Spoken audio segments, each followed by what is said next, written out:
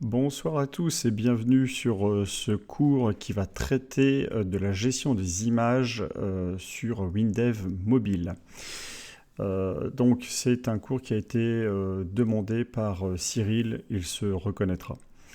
Donc avant toute chose, si jamais vous aimez mes vidéos, n'hésitez surtout pas à vous abonner, la chaîne en a grandement besoin. Laissez un petit pouce, un commentaire, ça fait toujours plaisir. Allez, donc qu'est-ce que l'on va voir dans ce cours? Ben, c'est la gestion des images, donc la gestion des images en base de données, la gestion des images via un lien URL. Et puis on verra, je vous donnerai un projet, vous le voyez défiler depuis tout à l'heure sur l'écran, donc un projet portfolio qui devrait être intéressant où vous allez donc voir comment on gère des zones répétées en utilisant des images qui sont contenues dans une base de données.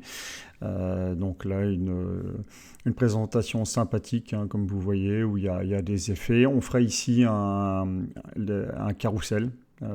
Là, en fait, on déplace le doigt sur la photo et on voit la photo précédente ou suivante. Donc, comment remplir différentes zones répétées.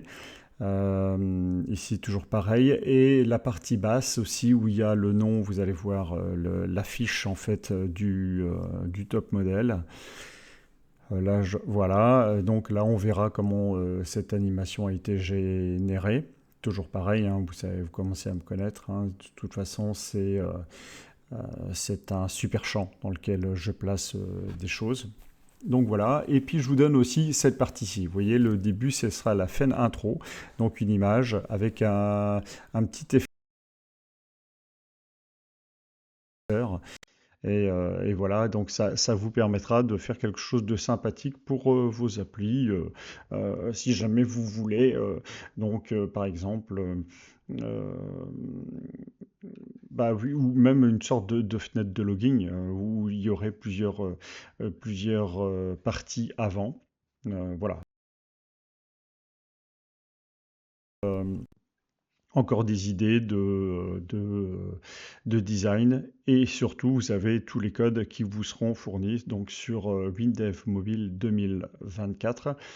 Et je vous donnerai aussi les codes en texte uniquement pour les versions antérieures. La simulation du carrousel, ça par contre c'est bien parce que ce que je vais vous montrer pour les versions antérieures qui n'avaient peut-être pas le champ carrousel ou les fenêtres internes aussi poussées que sur les dernières versions, ben, vous pourrez le faire parce que c'est juste un champ image et tout est fait en code. Donc voilà, on va regarder ça tout de suite sur l'ordinateur. Donc on va commencer par la page de début, donc la fin d'intro, ce que j'appelle la fin d'intro. Donc voilà, la fin d'intro, elle est ici. La fin d'intro, elle est très simple. C'est un champ image ici, un champ image ici, en dessous, qui donc lui va afficher ce que j'appelle une diapositive. C'est pour ça que je l'appelle IMG Diapo. Et il y a ici une image avec un fond blanc cassé et des coins. Donc c'est un cadre, je crois que j'ai mis 32 pixels. Si je regarde rapidement ici dans le style, vous voyez dans le cadre, on a le fond qui est en F7. Ouais, c'est ça, F7, F7, F7, c'est un blanc cassé. Et pour le cadre, 32 pixels, voilà, c'est ça. Et j'ai remis le même F7. Voilà, impeccable. Et donc ça donne cet effet-ci, qui est assez sympathique. Ensuite, il y a un champ libellé pour le titre, un champ libellé pour le texte, et ici, trois images pour gérer des curseurs, parce que comme vous l'avez vu, les curseurs non seulement changent de couleur, mais quand vous êtes sur la première photo, c'est lui qui est plus large, quand vous êtes sur la deuxième, c'est lui qui est plus large, et celui-ci redevient à la largeur de celui-là.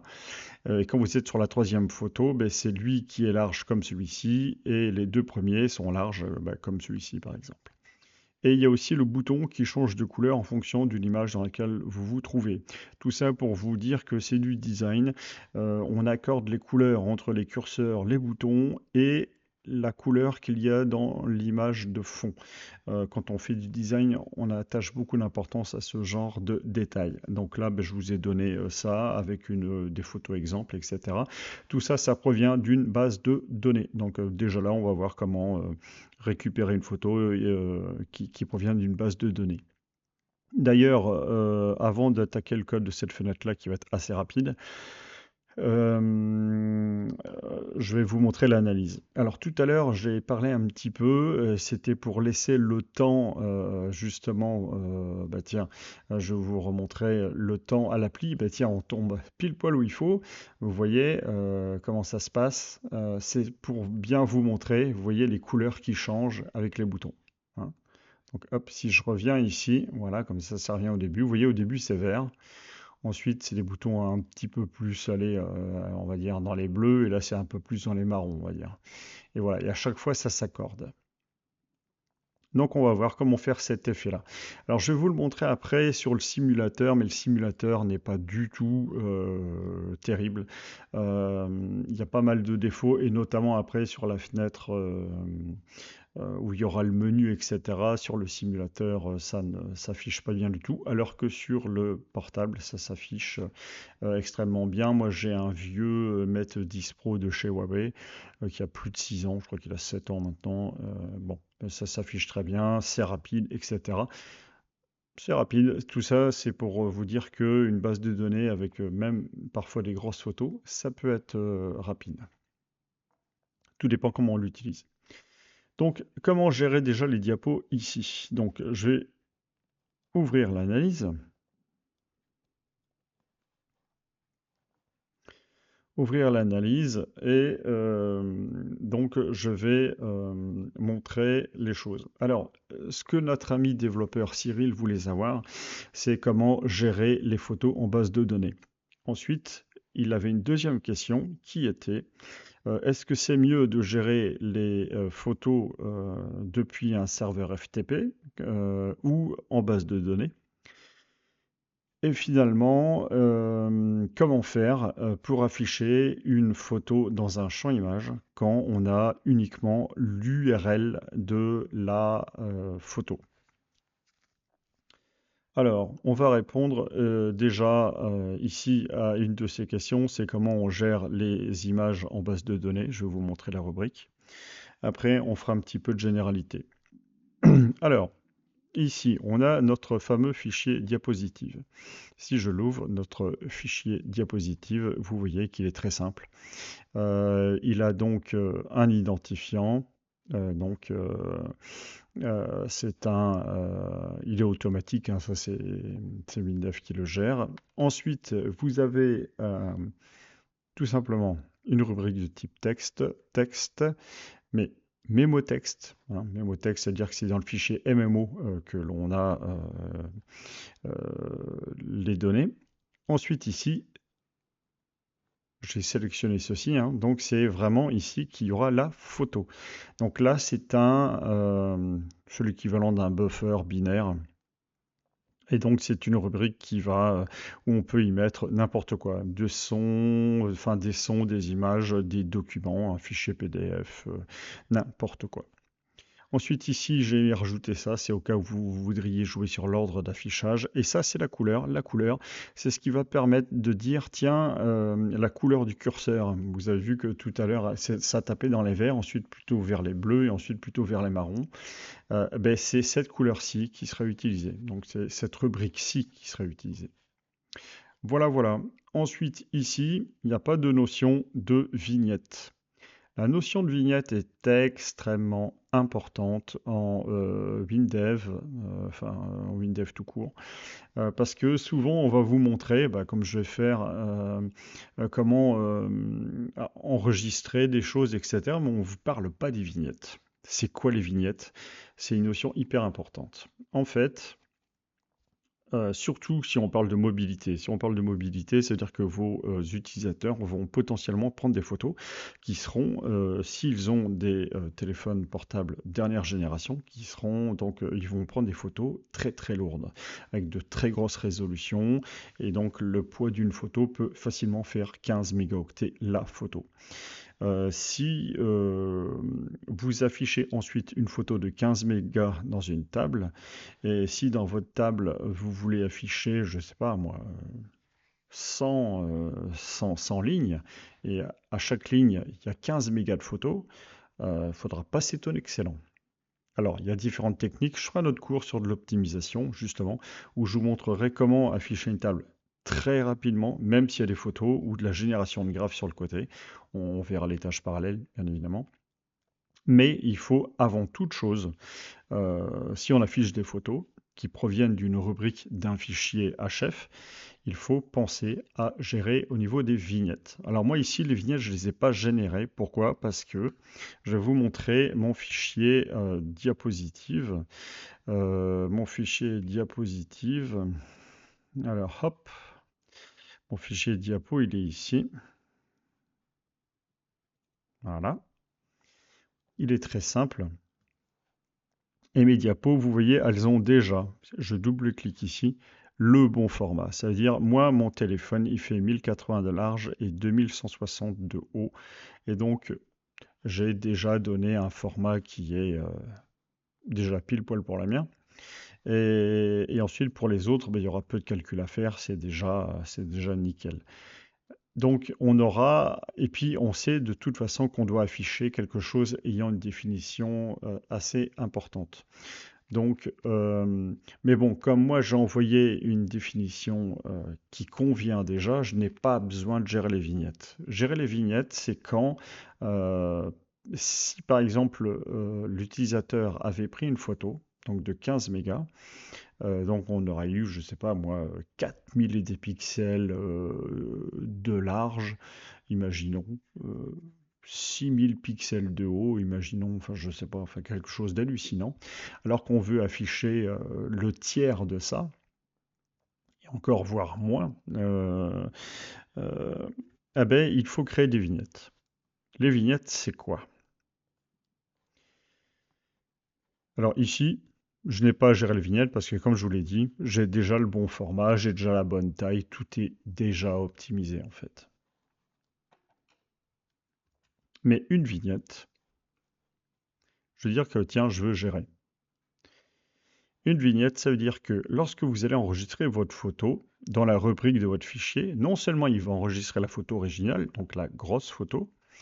Bon, par contre, si jamais vous savez que l'appareil photo qui va prendre la photo est extrêmement puissant et que vous, dans tous les cas, même cette grosse photo-là, jamais vous n'aurez besoin de cette puissance-là, je vous conseille à ce moment-là de faire une procédure qui vient réduire la taille tout en gardant les proportions, qui vient réduire déjà la taille de la photo et vous allez donc peut-être garder que le tiers de la taille de la photo parce que pour vous, ça suffit.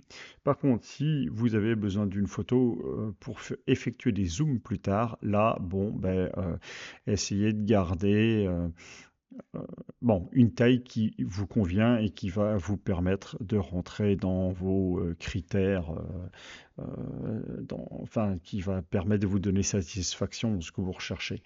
Mais ne gardez en général pas la taille originale, c'est beaucoup trop gros. Vous allez avoir de toute façon une base de données qui va exploser en termes de taille.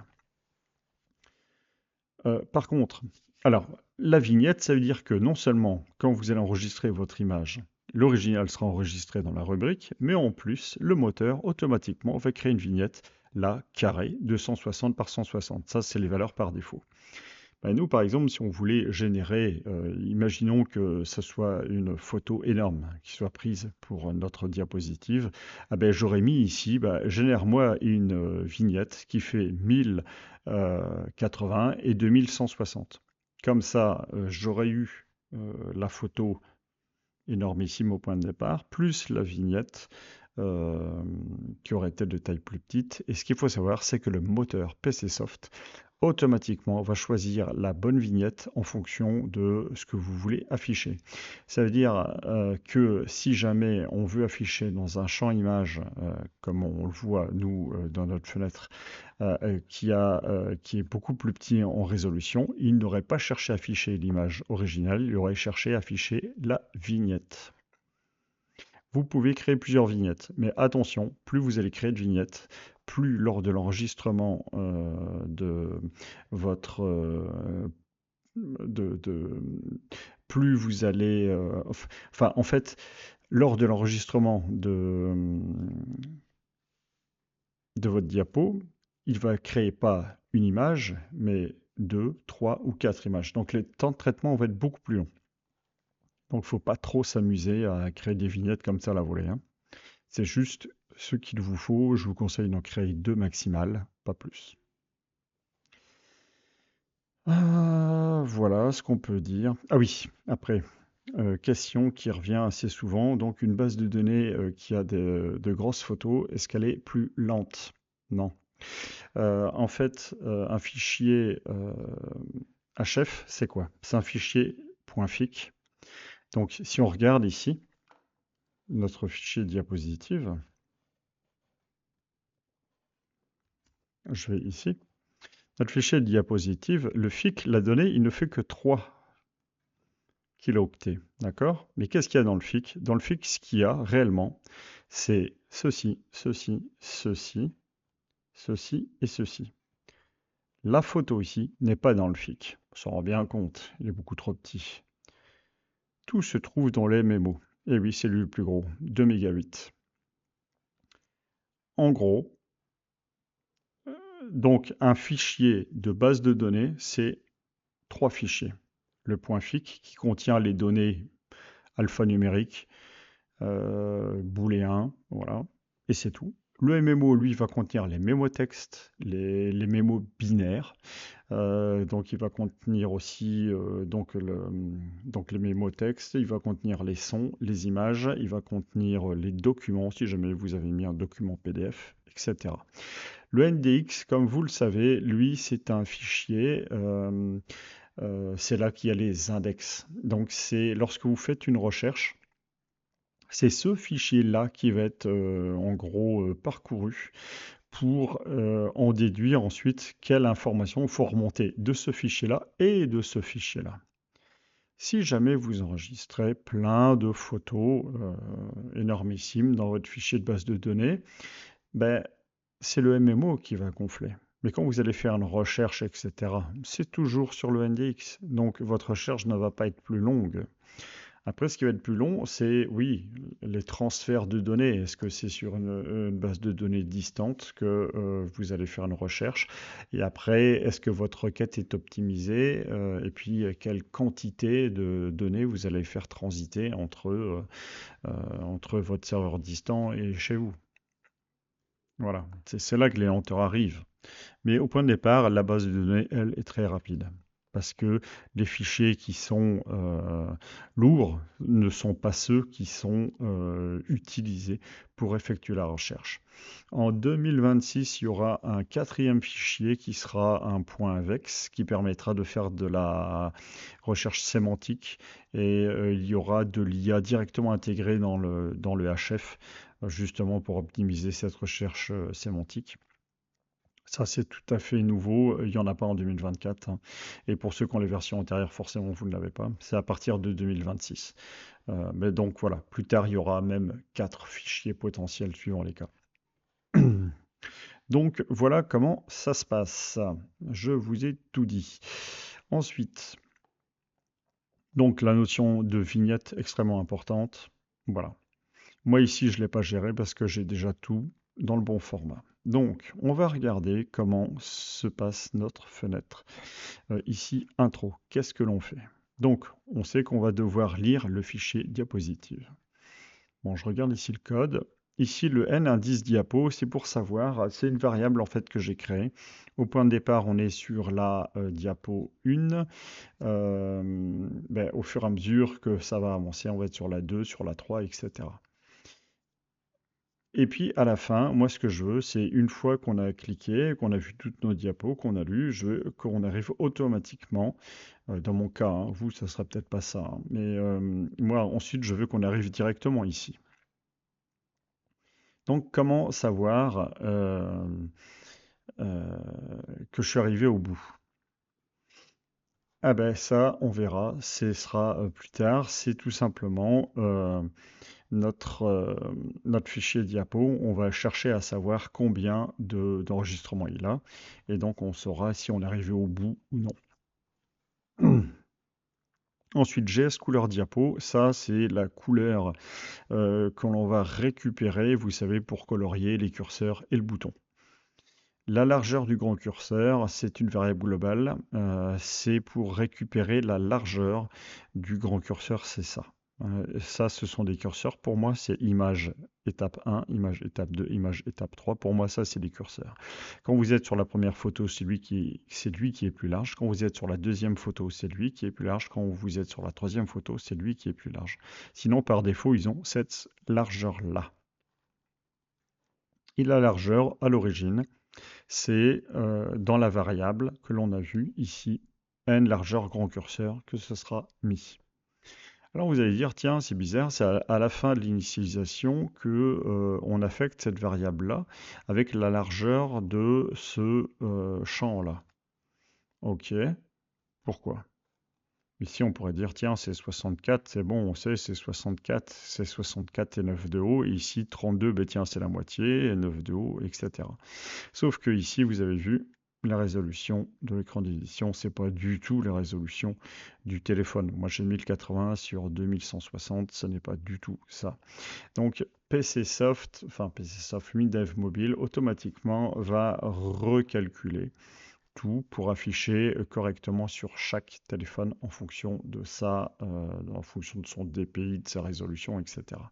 Sauf que le 64 qui est ici, en largeur pour ce champ-là, une fois que ça sera exécuté sur le téléphone, ça sera plus du tout 64, ça sera une autre valeur. Alors moi, l'astuce que j'utilise pour savoir, c'est en fait ici, tout ce code-ci est exécuté, mais la page n'est pas encore affichée. Ici, fin d'initialisation, c'est-à-dire que la page est affichée, tous les champs sont placés et ont leur taille définitive en fonction de la résolution de l'écran et en fonction du DPI du téléphone. Donc, je peux récupérer la vraie largeur du champ une fois que tout est bien affiché. Et donc, je l'affecte ici. Et après, cette largeur-là, je vais la reprendre à chaque fois quand je voudrais afficher les curseurs pour savoir en fait, pour calculer la moitié de cette largeur-là, pour calculer la moitié de cette largeur-là pour les autres, etc., ça va me servir de base de calcul pour effectuer mon illusion d'optique. Donc, ici, affiche... Ah non, déjà on initialise la photo. Donc la photo, vous l'avez compris, je fais une requête SQL. Je dis, tu me sélectionnes le titre, le texte, la photo, l'ordre et la couleur. Alors, pourquoi? Parce que ici, il faudra renseigner le titre, le texte, la photo, l'ordre, c'est au cas où il faut, et la couleur, ça sera pour mettre en couleur celui qui est large, sinon les autres sont par défaut blancs. La couleur par défaut, c'est blanc cassé, sinon le grand prend la couleur qui est spécifiée dans la base de données. Et aussi, ce grand cercle-ci, ici, prend aussi la couleur. On l'a vu tout à l'heure, en fait, quand on a vu les écrans. Donc, il me faut donc récupérer tout ça du fichier. Et puis, je veux récupérer en fonction de l'identifiant de la diapo, parce que les enregistrements, c'est 1, 2, 3, 4, 5, 6. À chaque fois, l'identifiant augmente de 1. Et donc, au point de départ, moi, j'en vois 1. Ensuite, vous verrez qu'au fur et à mesure, je vais dire, augmente de 1, 2, etc. Bon, voilà. Donc, au point de départ, moi j'en vois un ici, n indice diapositive. Pourquoi? Parce que n indice diapositive, n indice diapo ici, il est égal à 1. C'est lui que j'envoie, et donc c'est lui que je récupère ici. Donc n indice diapositive au point de départ est égal à 1. Donc il faut récupérer ma diapositive dont l'ID est égal à 1. J'exécute ma requête, formidable. Donc ici, oui, ça c'est une variable c'est un paramètre en fait. Donc, quand vous utilisez cette notation-ci, ma requête est une requête SQL, vous devez mettre entre accolades votre paramètre Et ensuite, vous le rappelez, donc ma requête, point, mon paramètre ici, doit être égal à ce que j'ai envoyé ici, forcément. Vous exécutez votre requête hli premier. Si vous n'êtes pas en dehors, c'est-à-dire que vous avez bien trouvé quelque chose, donc vous pouvez tout afficher. Sinon, c'est que vous êtes arrivé à l'identifiant 4, ça veut dire que vous étiez arrivé sur la dernière diapo, il n'y a plus rien dans le fichier, donc c'est à ce moment-là que je vais dire, bon, alors ouvre cette fenêtre-là, et quand j'utilise la fonction utilise, ça veut dire que la fenêtre appelante ouvre cette fenêtre-ci, mais se ferme. La fenêtre appelante se ferme toute seule. Alors que si j'avais fait ouvre fenêtre mobile, la fenêtre appelante serait restée derrière ouverte. C'est toute la différence. Donc voilà ce que je fais. J'affiche ma photo selon un indice. OK. Ensuite, les curseurs. J'envoie l'indice et j'envoie la couleur que j'ai récupérée de mon fichier. Et après, suivant les cas, ici, je vais dire le premier, tu lui mets la largeur maximale qu'on a récupérée, évidemment. Hein. Le premier, il faut qu'il soit plus grand. D'accord? Et après, je dis donc la position du deuxième. Le deuxième, c'est quoi? La position du deuxième, vu que ça change dans le temps la largeur, il faut tout le temps tout recalculer. Mais pour avoir la position X du deuxième curseur, il faut avoir la position X du premier curseur, plus sa largeur, plus 8 pixels qui a un écart. Et donc ça donne le X du deuxième curseur. Le troisième curseur, c'est la position du deuxième, plus la largeur du deuxième, plus l'écart. Ce que je viens de vous dire là, c'est exactement ce que je fais ici. Oh là là là, qu'est-ce qu'il m'a fait? Voilà, c'est exactement ce que je fais ici. Vous voyez, je dis le deuxième curseur, son X, je prends la position X du premier curseur, plus la largeur du premier curseur, plus l'écart. Si je parle du 3, c'est la position X du 2, plus la largeur du 2, plus l'écart. Voilà, et à chaque fois, c'est comme ça. Donc, et puis après, le grand curseur, c'est la valeur qu'on a récupérée. Et puis les autres font 2 fois moins de largeur. C'est pour ça que je prends la valeur arrondie et n largeur, curseur, divisé par 2. Ensuite, pour les couleurs. La couleur, c'est la couleur que j'ai récupérée de la base de données et que j'ai envoyée en paramètres. Hein. Et une couleur, j'ai envoyé une valeur hexadécimale. Donc pour transformer cette valeur hexadécimale en entier exploitable, je dois utiliser HTML vers RVB. Ça me donne la couleur donc, sous forme d'un entier et donc je peux l'affecter directement à mon champ .couleur. Donc celui qui est large, c'est celui qui prend la couleur. Les autres, sinon, sont par défaut blancs, comme je vous le disais. Et n'oubliez pas, il faut que le bouton IMG suivant action prenne aussi cette fameuse couleur. C'est ce bouton-ci, le grand cercle, comme je vous disais tout à l'heure.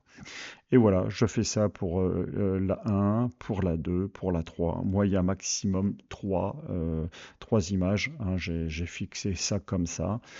Voilà. On pourrait complexifier le truc, mais bon, j'ai fait un truc assez simple.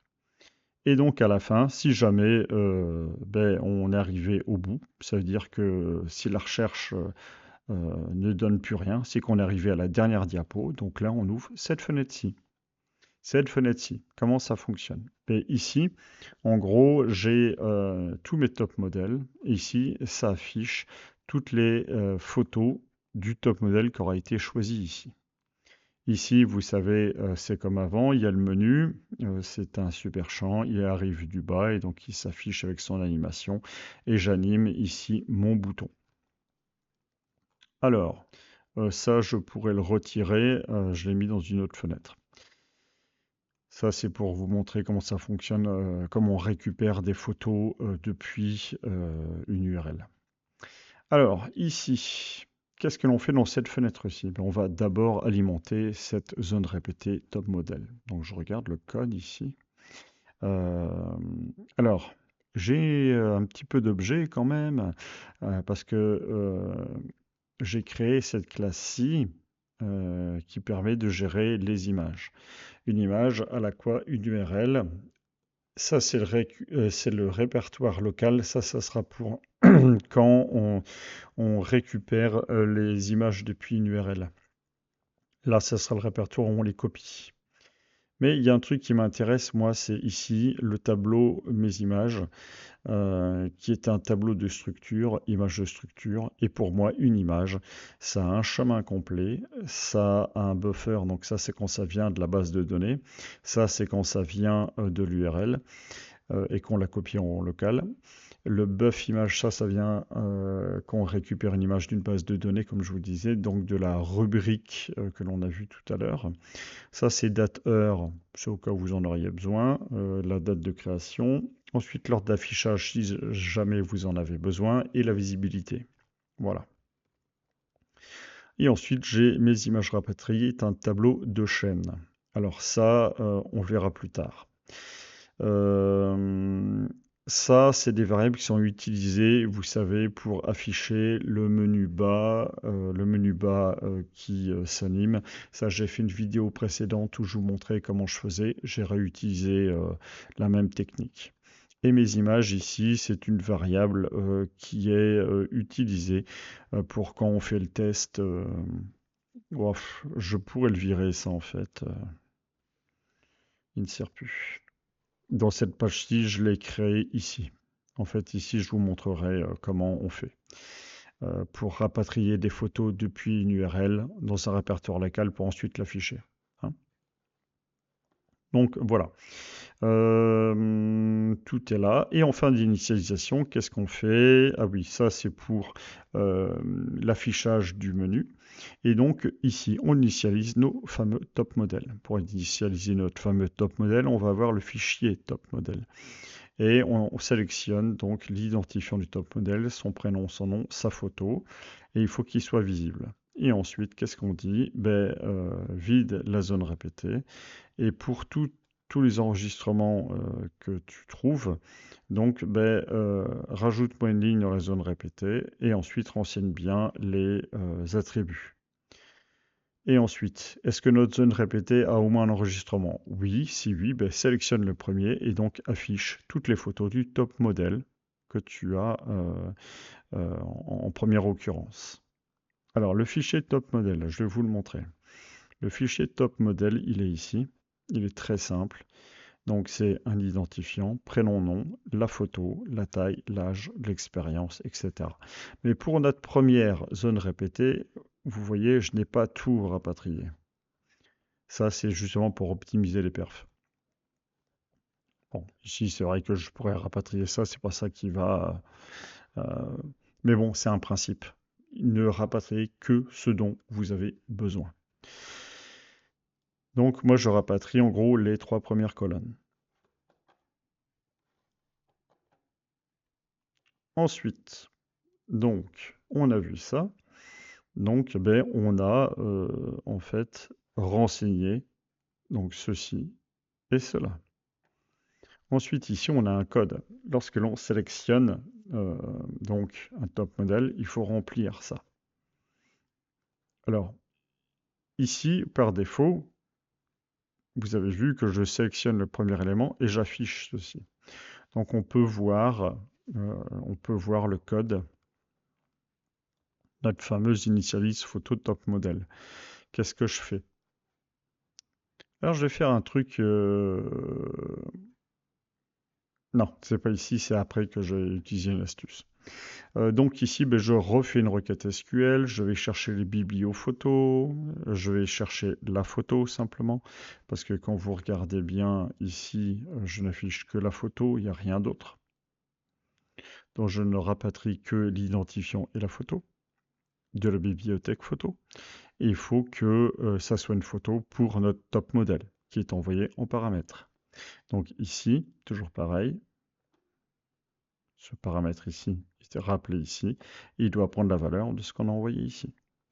Ensuite, j'efface tout, ma zone répétée, j'exécute ma requête, et pour chaque résultat de ma requête, j'ajoute une occurrence dans ma zone répétée.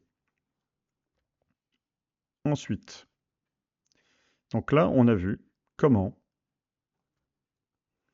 remplir cette zone répétée ici et cette zone répétée ici. Ensuite, ici, qu'est-ce que l'on veut faire? On veut, lorsque l'on clique sur une photo, afficher la fiche. Donc ça veut dire, on veut cette photo-là, mais en beaucoup plus grand. D'ailleurs, elle est ici. Vous avez vu, elle prend toute la hauteur. Et d'ailleurs, pour la voir, ici, j'ai utilisé un champ image, vous savez, pour la zone que l'on a vue tout à l'heure concernant le mannequin. Et en fait, j'applique une opacité. Une opacité qui est de 92%. Comme ça permet de voir encore un peu la photo en dessous. Donc il y a un intérêt à afficher la photo sur toute la hauteur. Donc ici, qu'est-ce que l'on veut faire? On veut afficher en grand et on veut afficher les infos du top modèle. C'est-à-dire que la photo, on veut afficher que la photo, mais ici, par contre, ce ne sont pas les infos de la photo, ce sont les infos du top modèle. Vous allez comprendre pourquoi je spécifie ça. Donc ici, OK. Donc ici. Ici, vous allez comprendre. Alors, qu'est-ce que je fais? C'est pas dans le code sélection de ligne que je renvoie ceci. Je crée un nouvel événement qui s'appelle bouton relâcher gauche. Comment j'ai créé ce nouvel événement, pardon? C'est en cliquant ici.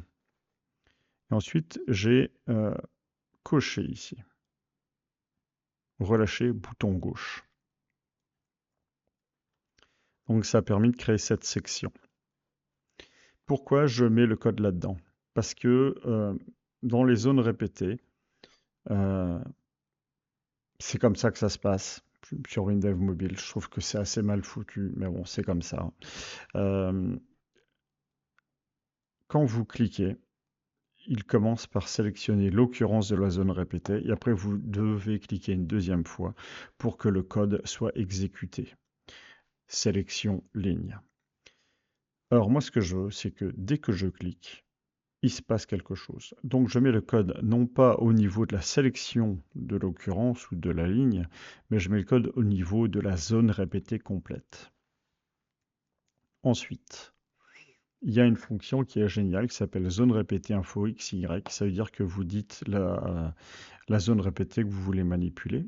Qu'est-ce que vous voulez comme info de retour? Je vais avoir le numéro de ligne, en gros le numéro d'occurrence. Et souris post X, souris post Y, ça veut dire que à l'endroit où vous avez posé votre doigt sur la zone répétée, donc ZR photo d'un top modèle, c'est quelle ligne en fait? Et ça, il va le renvoyer en renvoyant l'indice de la zone répétée. S'il y a un indice qui est renvoyé, supérieur à 0, alors qu'est-ce qu'on dit? Donc, ouvre la fiche, mais renvoie ici donc l'ID de la photo que tu as sélectionnée, mais renvoie aussi l'ID du top modèle en cours. On vient ici, fiche, code, et donc on récupère ici l'ID de la photo affichée et ici l'ID du top modèle. Donc, ici, affiche info du top modèle. Bon, on va utiliser ceci. Mais ici, vous voyez, c'est écrit récupère les photos du top modèle. Oui, parce que ce que je veux, moi, c'est deux choses. Quand on clique ici, je veux que ça ouvre la fiche pour voir la photo en grand ici. Mais après, si j'effectue, là, j'appuie avec mon doigt, je me déplace et là, je relâche. Je veux que ça soit la photo suivante. Si j'appuie ici, que je me déplace vers la droite et que je relâche, je veux que ce soit la photo précédente. Et si je suis à la première photo et que je refais encore précédent, je veux que l'on affiche la dernière photo. Et si je suis sur la dernière photo et que je fais un déplacement de la droite vers la gauche, je veux revenir à la première photo. Donc je veux faire une sorte de carrousel où je vais me déplacer tout simplement, photo suivante, sans avoir besoin de revenir ici pour déplacer ici la zone répétée, changer de photo et réafficher la fiche. C'est trop long. Donc, pour pouvoir faire ça sans revenir sur celle d'avant, ben, en gros, il faut que je récupère toutes les photos potentiellement euh, affichables. Et une fois que j'aurai récupéré toutes les photos, ben, je ne manipulerai plus euh, mon fichier via la requête, je manipulerai en mémoire un tableau d'objets. Donc ici, les photos du top modèle, c'est un tableau de ces bibliophotos. Et ces bibliophotos, c'est quoi? Ben, une photo, c'est un ID, un titre, une description, une URL, la photo binaire, la date, est-ce qu'elle est visible, et elle appartient à qui? En gros, c'est le fichier bibliophoto, hein, tout simplement, hein. C'est écrit ici, un mapping bibliophoto. Donc ben voilà, on va récupérer donc un tableau d'objets ici. Alors comment je fais? Ben, je sélectionne toutes les photos pour mon top modèle. OK.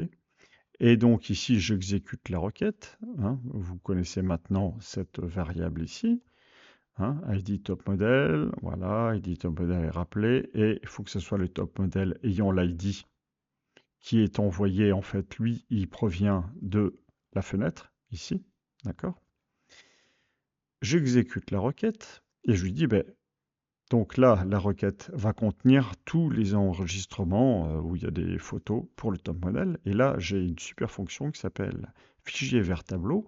Le tableau, ben, c'est notre tableau de ces photos. Ça tombe bien parce que c'est notre tableau de ces bibliophotos. Ça tombe bien, c'est lui qu'on parcourt ici, hein.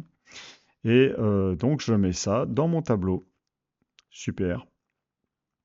Et à la fin ici, ça c'est une variable globale, je cherche à savoir combien il y a de photos que j'ai récupérées. Justement, vous savez, pour savoir ici, hein, c'est une variable globale. Pourquoi? Parce que quand je serai arrivé sur la dernière photo, quand je me déplacerai dans la fenêtre, ben, je ne veux pas envoyer un indice qui n'existe pas pour faire planter l'appli. En fait, je veux directement, quand j'arrive sur la dernière photo, je veux repartir automatiquement sur la première.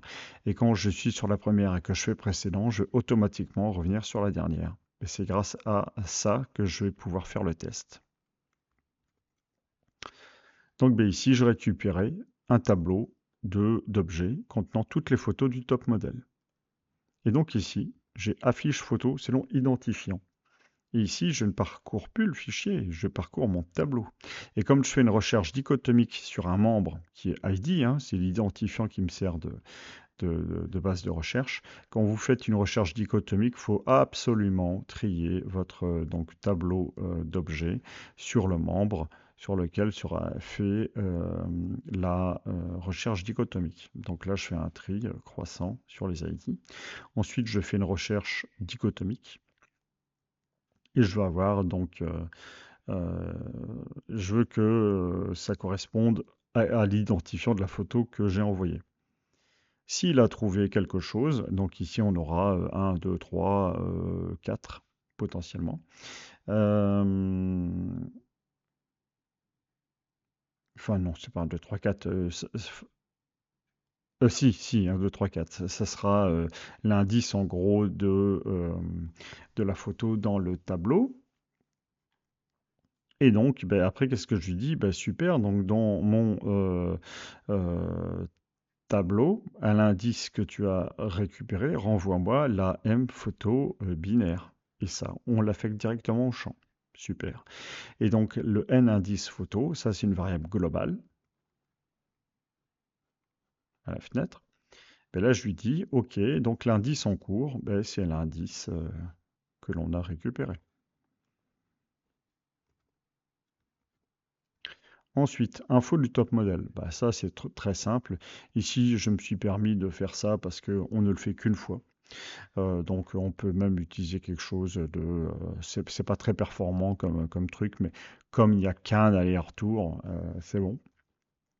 Et puis, vu qu'on travaille sur du local. Et donc là, en fait, rappelez-vous, dans topmodel.topmodel, on a prénom, nom. Donc, je dois faire un extrait chaîne et je récupère la première partie parce qu'il y a prénom, espace, nom dans la rubrique. Donc, le séparateur, c'est l'espace. Je prends la première partie Et ensuite, je dis, bah, tu supprimes les espaces externes si jamais il y en a. Et donc, je récupère donc le prénom. Et ici, je récupère le nom. Et là, c'est la deuxième partie. Ensuite, je récupère la taille et je rajoute centimètres. Je récupère l'âge.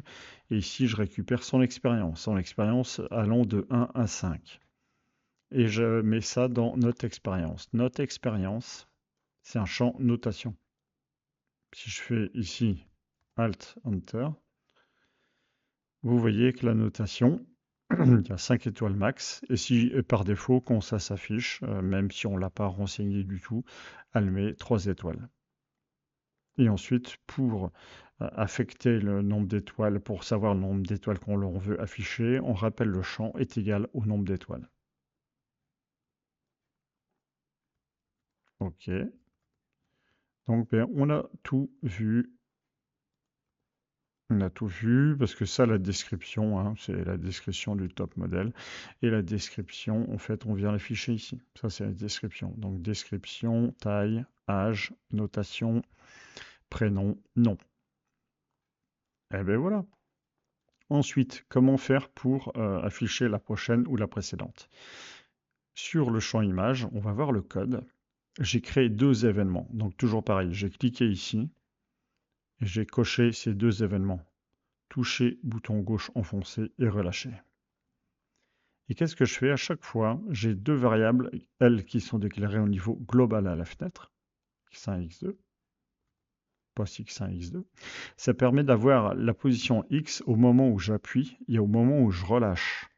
Et en fonction que mon point de départ soit plus petit ou plus grand que mon point d'arrivée, je peux en déduire que je me suis déplacé vers la droite ou vers la gauche, et donc je peux savoir si l'utilisateur veut voir la photo suivante ou précédente.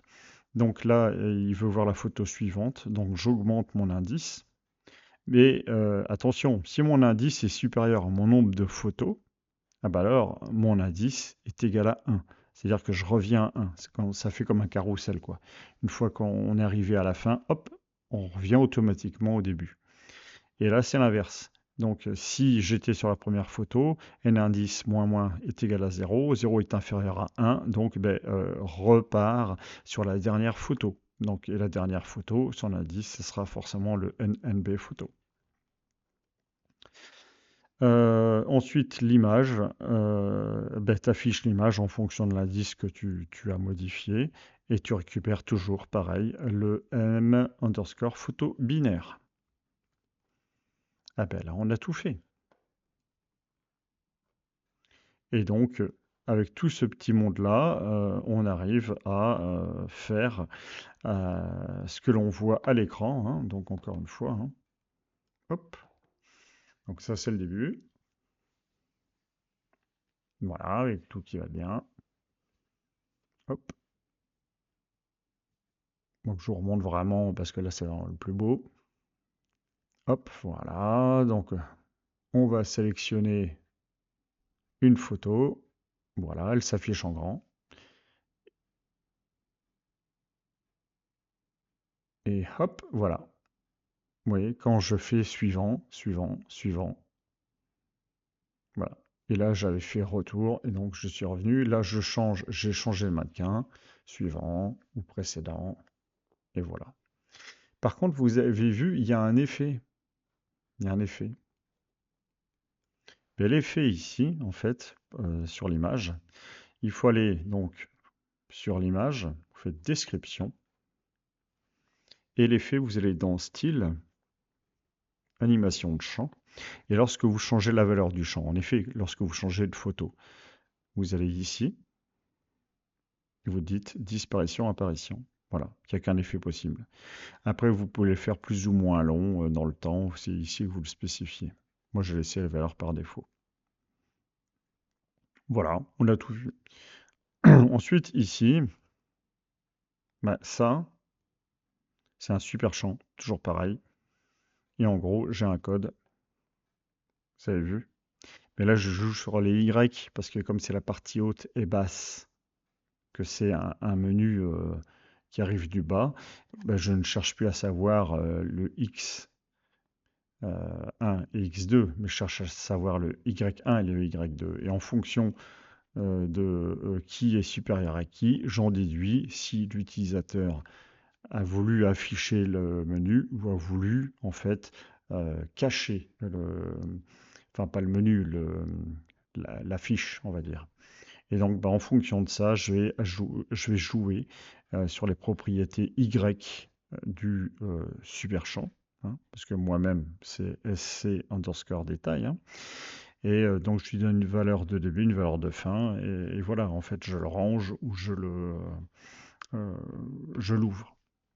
Mais je ne le range pas à fond pour toujours que l'on puisse voir le prénom et le nom du mannequin. Pardon. Voilà, mais on a tout vu. On a tout vu, on a tout vu. Donc, par contre, on n'a pas vu une chose, c'est comment faire pour rapatrier. Alors ici, j'ai fait une fenêtre vraiment toute, toute pas belle, mais au moins, ça vous permet de voir comment ça fonctionne. Imaginons que vous n'ayez pas les données dans votre fichier de base de données. Ça veut dire que nous, ce qu'on a vu depuis tout à l'heure, ici, toutes les photos faisaient partie de la base de données HF.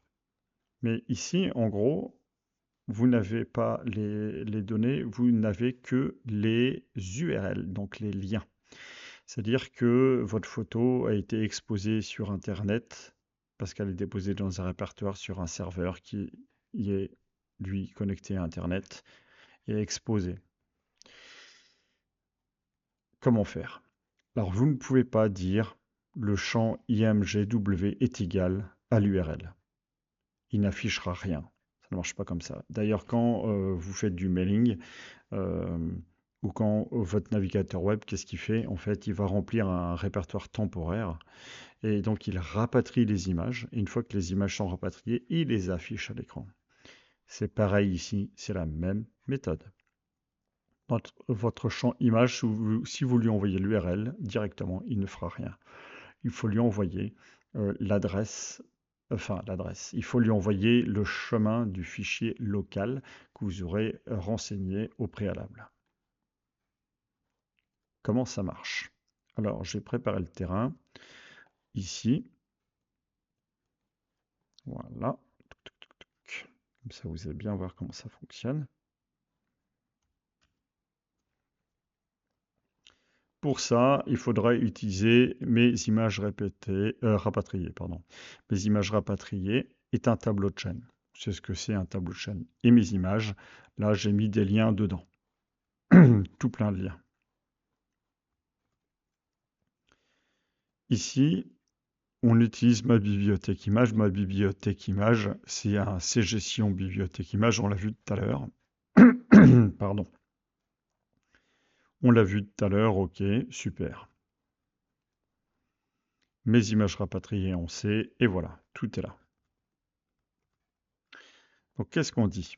Pour toute chaîne, mon image de mes images, ça, rappelez-vous, c'est le tableau de chaîne, c'est toutes les URL, et toutes les URL sont séparées par des RC, parce qu'à chaque fois on revient à la ligne, on a une nouvelle URL. Et donc ça correspond à une URL, pardon.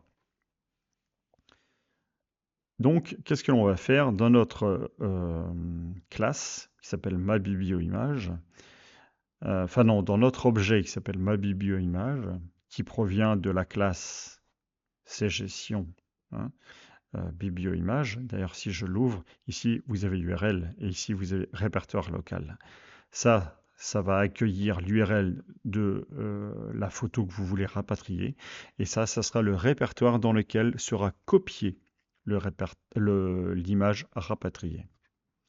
Donc, ici, je commence par initialiser ma variable URL par le chemin qu'on récupère ici. Hein. Parce que ça ici, ça provient de ça. Et donc, je vais récupérer la première ligne, donc le premier lien. Je vais récupérer tout ça jusqu'à JPEG. Et donc ça, je vais le placer dans le membre de ma classe qui s'appelle SURL que l'on a vu tout à l'heure. OK.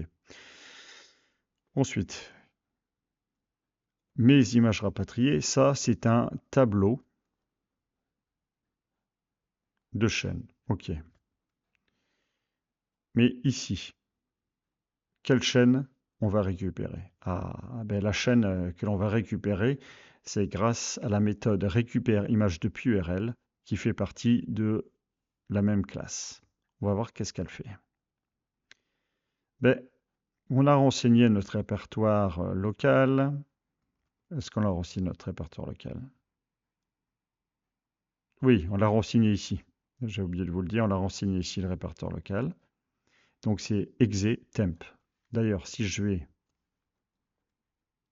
ici, vous voyez, exe temp. C'est donc dans ce répertoire-là que les images devront arriver, si tout fonctionne bien. Donc on récupère, qu'est-ce que l'on fait? L'URL, on l'a déjà, et on a déjà le répertoire temp. Donc le S fichier temporaire, c'est quoi? On a l'URL, là où on doit aller chercher. Mais donc, le répertoire temp, ça sera le répertoire de notre appli, donc exe plus temp plus, et on récupère en fait le nom du fichier plus son extension. Par contre, ici, on va récupérer réellement le fichier image. Donc, on repart de la SURL, on fait une requête, on récupère le contenu de la requête, en gros, qui contiendra le fichier image, et ce fichier image, on va l'enregistrer dans ce fameux S-fichier temp que l'on a créé. Donc on lui donne l'endroit où copier le contenu de l'image. Alors, est-ce contenu, on peut croire que c'est une chaîne, non, c'est un buffer. Donc on récupère bien le contenu de l'image que l'on met dans un buffer, et c'est ce buffer-là que l'on enregistre à cet endroit-là, puisque f sauf texte, en fait, enregistre ce que vous envoyez ici dans le fichier que vous avez spécifié. Si ça ne se passe pas bien, on renvoie rien. Par contre, si ça se passe bien, on renvoie quoi? Ben, cette fois-ci, le chemin du fichier rapatrié en local. Et c'est ça que l'on ajoute dans notre tableau de chaîne. C'est-à-dire qu'au point de départ, on a une chaîne contenant toutes les URL, et à la fin, on se crée un tableau de chemin de fichiers images locales. Et donc, comme ce sont des images locales, le champ image pourra à ce moment-là afficher l'image. Donc, qu'est-ce que l'on fait après? Ben, pour toute mon image récupérée de mes images, enfin de récupérer, rapatrier de mes images rapatriées, eh ben, le champ image est égal à ce fameux chemin. Ensuite, on attend 1,5 secondes, et pour tout ce qu'on a rapatrié, ben après, on fait le champ image change d'image automatiquement toutes les 1,5 secondes. On va voir comment ça fonctionne. Donc, on va faire un petit F9. Ah,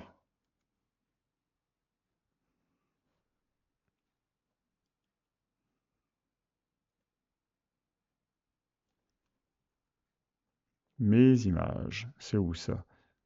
Ah oui, mais c'est normal. On peut virer ça. Voilà, on appuie l'image. En fait, ça aurait fonctionné. On les utilise pas, ils sont hors écran. Donc ici, description. Oui, il n'y a pas de titre. Allez, fichier, image, rapatrié. Un fichier image rapatrié depuis une URL. Voilà, hop, il sera content. Ouf, c'est vraiment très laid, mais bon. C'est là qu'on voit qu'on fait pas de design, hein. Quelle horreur. Alors, donc voilà. Et ça, c'est le répertoire exe temp. Donc normalement, quand je vais cliquer, il va commencer par rapatrier toutes les photos, et ensuite il va afficher toutes les 1,5 secondes les photos qu'on a rapatriées. Hop. Voilà. Hop. Et puis il commence, une seconde et demie. Et voilà, c'est QFD. Voilà comment on fait pour rapatrier en local des images dont on a l'URL et ensuite comment les afficher.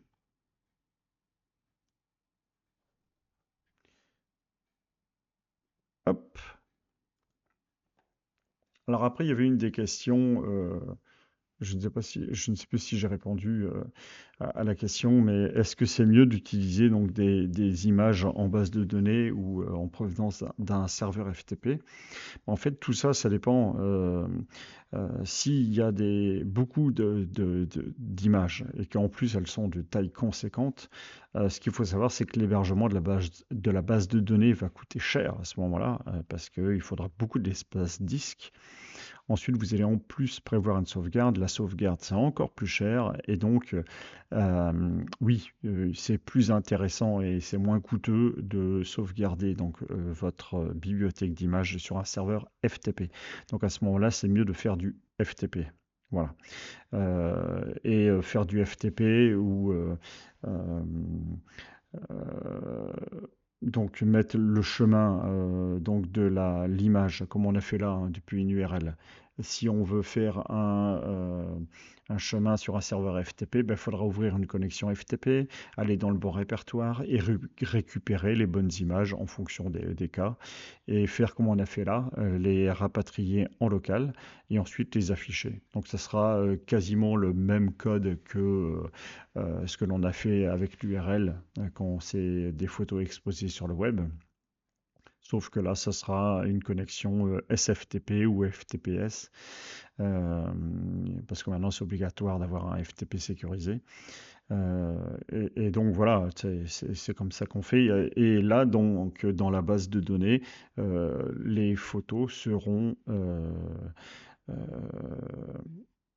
en fait récupérable via un chemin qui sera noté dans la base de données. La base de données ne contiendra plus de mémo binaire, mais juste une rubrique de type texte. Moi, c'est ce que j'utilise comme méthode en règle générale. Mais après, j'utilise cette méthode-ci, comme je viens de montrer, quand je suis sur le téléphone. J'enregistre aussi beaucoup les images en base de données. Euh, Surtout si elles sont pas de grande taille, etc. Alors après aussi, il y a une chose qu'il faut savoir, c'est que si jamais vous avez un fichier qui contient, donc un fichier HF qui contient des images de grande taille, lorsque vous allez faire des transferts, lorsque vous allez faire des sauvegardes, c'est les gros fichiers qu'il faut copier d'un coup. Lorsque vous faites des transferts, c'est plus compliqué. Alors que si vous dites je gère mes images via un serveur FTP, vous pouvez dire j'envoie image par image. Et l'avantage aussi du protocole FTP, c'est que quand il y a un plantage et que vous redémarrez le transfert, il repart là où il s'était arrêté. Donc voilà, il y a tous les avantages comme ça. Et puis un serveur FTP à l'heure actuelle, c'est pas cher, quoi. Donc c'est une question de coût, une question de... Voilà, tout se fait au cas par cas. Là, ça, par contre, c'est à vous de voir, hein. Mais bon, là, comme ça, on a vu comment utiliser les images dans les bases de données, etc. Prochaine vidéo, ça sera sur du web dev pour répondre à Amine Jalouli. Mais bon, là, je pense qu'on a fait le tour. Donc, on voit que c'est rapide et que ça présente super bien. Donc j'espère que ma vidéo vous a plu. N'hésitez pas, donc, comme je vous disais en début de vidéo, à vous abonner, à laisser un petit pouce et un commentaire. Ça fait toujours plaisir. J'aime bien quand il y a de l'interaction entre vous et moi. C'est toujours sympa, c'est constructif. Et puis, de toute façon, après, il y aura encore beaucoup de vidéos. Il y en a à peu près encore 10 dans les tuyaux. On fera de l'optimisation. Tiens, il y aura une vidéo d'optimisation après WebDev. Et après, il faudra aussi que je retourne sur les vidéos concernant l'outil que je suis en train de développer pour vous, donc IDbox. Et puis après, il y aura donc de l'intelligence artificielle, parce qu'il faut vraiment que je m'y mette. Mais comme j'ai toujours des demandes qui viennent entre-temps, j'y arrive pas. Donc il faudrait à un certain moment, je pense que je fasse une pause sur les demandes des abonnés pour pouvoir avancer sur les sujets qui ont déjà été commencés et ensuite revenir sur les demandes des abonnés. Voilà, voilà. Donc j'essaye de faire au maximum le plus vite que je peux. J'essaie de sortir à peu près 2 vidéos par semaine pour essayer d'envoyer un peu du lourd et de répondre à tout le monde. Mais bon, c'est long. Parfois, je suis un peu désolé. J'aimerais vous répondre plus vite, mais le temps de préparer, de concevoir, de faire les vidéos, c'est vrai que c'est long. Là, vous aurez le projet, je vais mettre le lien projet en 2024 et après, laissez-moi le temps de faire la version texte. Et c'est vrai qu'il faut que je fasse aussi une autre version texte de la vidéo précédente. Voilà, faut que je me rattrape un petit peu là-dessus. Mais bon, tout ça va arriver en temps et en heure. Je vous souhaite une très bonne soirée, prenez soin de vous, et puis, enfin, une bonne nuit parce qu'il est très tard. Donc, je vous dis à bientôt.